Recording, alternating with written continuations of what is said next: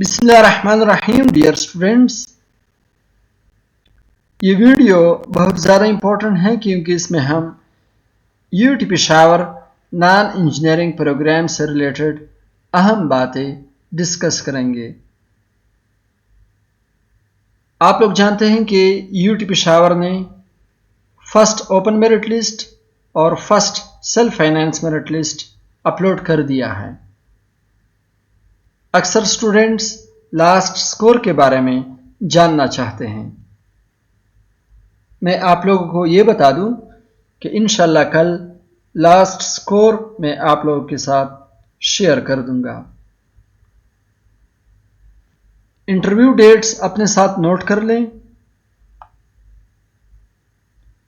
जिन students की selection हो चुकी है वो ये डेट्स नोट कर लें। Computer science Peshawar main campus open merit, computer science Bannu campus open merit, artificial intelligence Bannu campus open merit. Interview date है 14 जुलाई 2025 सुबह 9 बजे।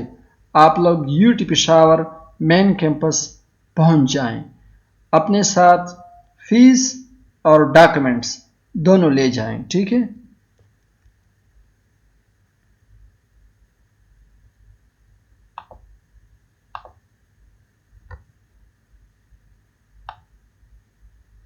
अब बात करते हैं रिमेनिंग प्रोग्राम्स की। Computer science Jalozai campus open merit, computer science Abbottabad campus open merit, data science Peshawar main campus open merit, computer science Peshawar main campus self finance, artificial intelligence Peshawar main campus self finance और cyber security Peshawar main campus self finance. Interview date है 15 जुलाई 2025 सुबह 9 बजे। आप लोग fees और required documents के साथ पहुंच जाएं। List of required documents. अब हम 11 मुख्तलिफ किस्म के डॉक्यूमेंट्स की बात करेंगे जो कि इंटरव्यू के वक्त आप लोगों ने जमा करने हैं। पहला है मैट्रिक डीएमसी ओरिजिनल, या जिन स्टूडेंट्स ने ओ लेवल का एग्ज़ाम दिया है तो उनके लिए ओ लेवल इक्विवेलेंसी ओरिजिनल। दूसरा है मैट्रिक सर्टिफिकेट ओरिजिनल। तीसरा है फर्स्ट ईयर डीएमसी, या अगर आपके पास सेकेंड ईयर डीएमसी अवेलेबल है तो वो भी ओरिजिनल फॉर्म में अपने साथ ले आएं। अगर आपने सेकेंड ईयर का एग्ज़ाम दिया है और अभी तक सेकेंड ईयर रिजल्ट अनाउंस नहीं हुआ तो just first year DMC original form में अपने साथ ले आएं। अगर आपने ए लेवल का एग्ज़ाम दिया है तो A level certificate original form में अपने साथ ले आएं। Good character certificate original, domicile original form में,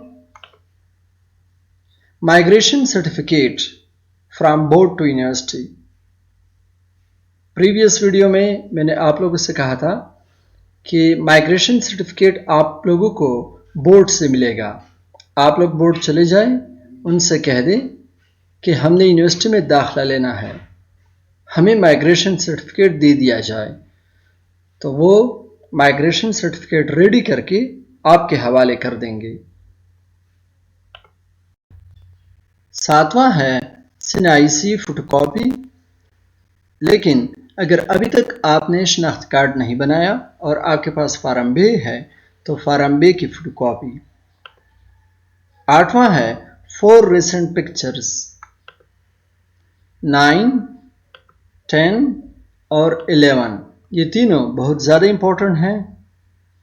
मुझे व्हाट्सएप पे मैसेज कर दें, ये तीनों मैं आप लोगों को सेंड कर दूंगा।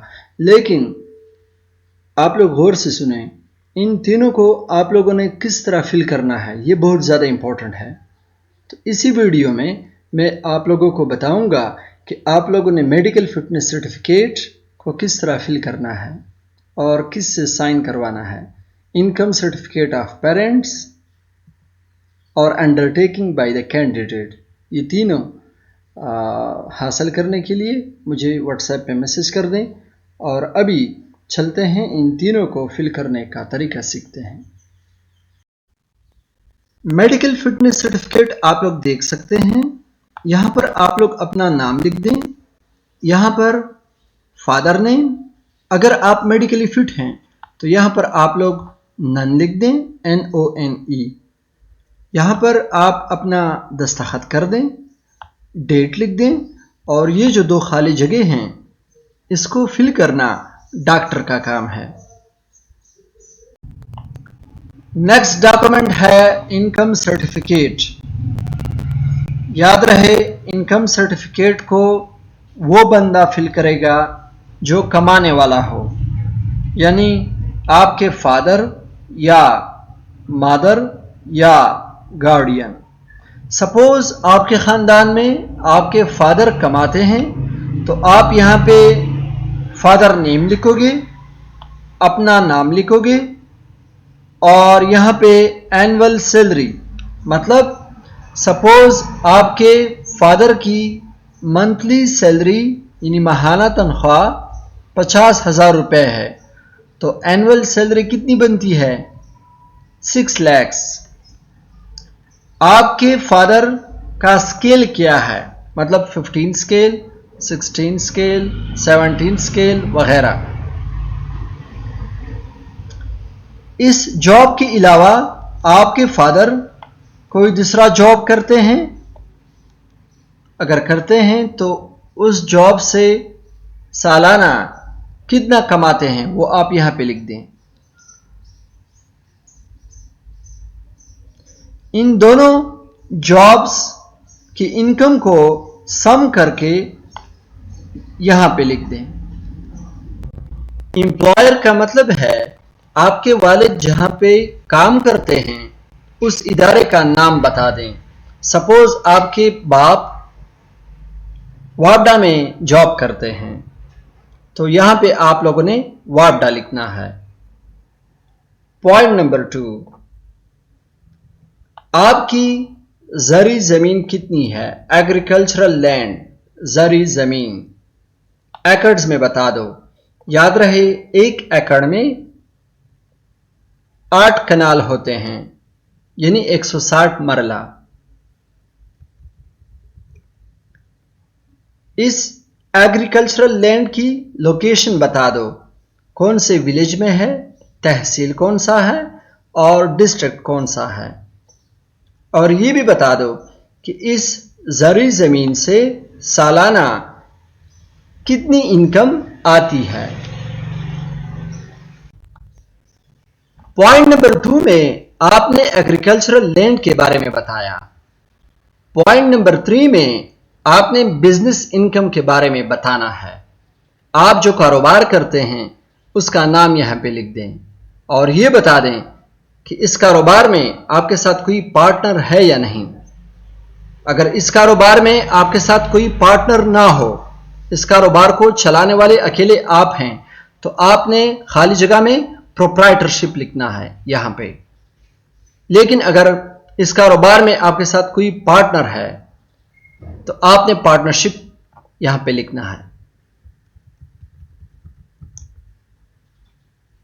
इस कारोबार का एड्रेस यहां पे लिख दें। सपोज आपने बिजनेस में शॉप लिखा है तो इस शॉप का एड्रेस यहां पे लिख दें और इस बिजनेस से आप सालाना कितना कमाते हैं वो यहां पे लिख दें।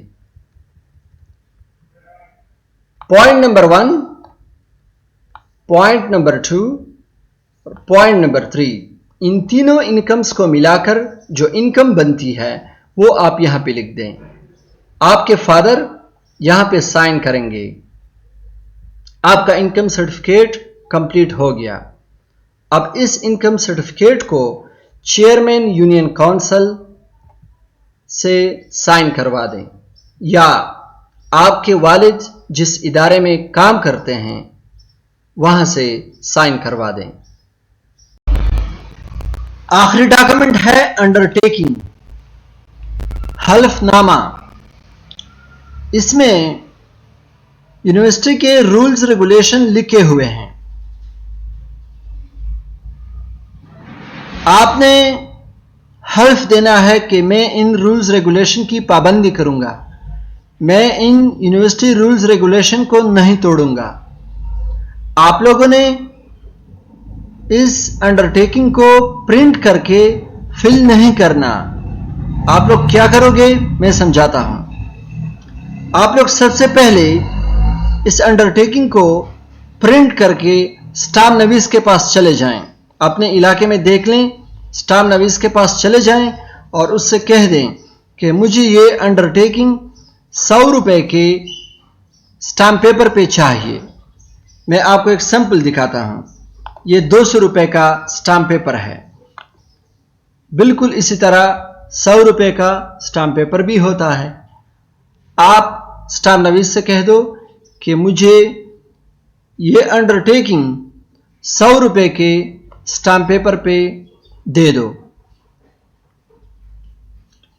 जब वो आपको 100 रुपए के स्टाम्प पेपर पे ये अंडरटेकिंग दे दे तो फिर आप उस अंडरटेकिंग को फिल कर दो। किस तरह फिल करोगे देखिए, यहां पे आप लोग अपना नाम लिख लें। यहां पे फादर नेम,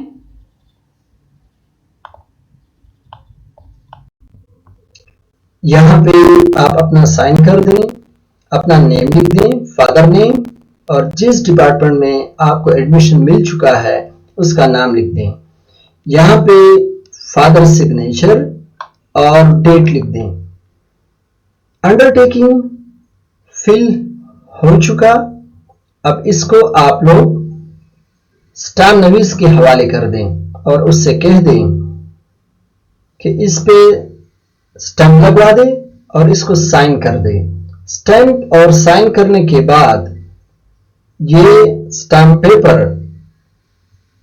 इंक्लूडिंग अंडरटेकिंग आपके हवाले कर दिया जाएगा, जिसको आपने यूनिवर्सिटी में जमा करना है। माय डियर स्टूडेंट्स, यहाँ पे लिस्ट ऑफ रिक्वायर्ड डॉक्यूमेंट्स खत्म हुआ चाहता है। उम्मीद है कि आप लोग समझ गए होंगे, लेकिन फिर भी अगर आपका कोई सवाल है, कोई कंफ्यूजन है तो कमेंट सेक्शन में पूछ सकते हैं। लास्ट 3 डॉक्यूमेंट्स हासिल करने के लिए आप लोग मुझे व्हाट्सएप पे मैसेज कर सकते हैं। वीडियो को लाइक करें, फ्रेंड्स के साथ शेयर कर दें, चैनल को सब्सक्राइब कर दें। मिलते हैं नेक्स्ट वीडियो में। शुक्रिया।